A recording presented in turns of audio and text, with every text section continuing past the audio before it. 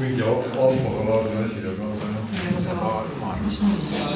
ja ei, pigem vastupidi, me oleme kogu aeg üles, oleme teinud linnamüüri hilisemaks, aga tundub, et ta on olnud varast ekstra.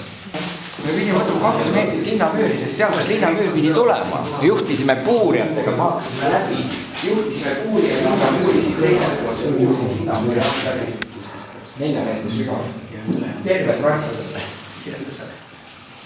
Ja siis me võtsime osa 2,5 meetrit linnamüüri, aga tänu sellele saime puitvaiad loodusliku savi sees. Ehk siis ütleme 15. sajandi esimene pool. Kui pikalt on pluss mõned on? Juhid ei torni vaid? 300.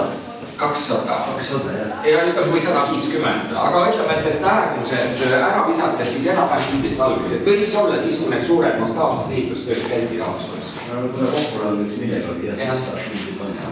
Aga selles mõttes... Kui midagi esindust võtta, vaiarammija, eks ju, olemasolu, siis ma tahan Tallinna Tehnikaülikoolist saada infi, et kui me teame, eks ju, selle savi tihedust, missugune pidi see tehnoloogia olema või tähendab, kui tugev pidi see vaia sisse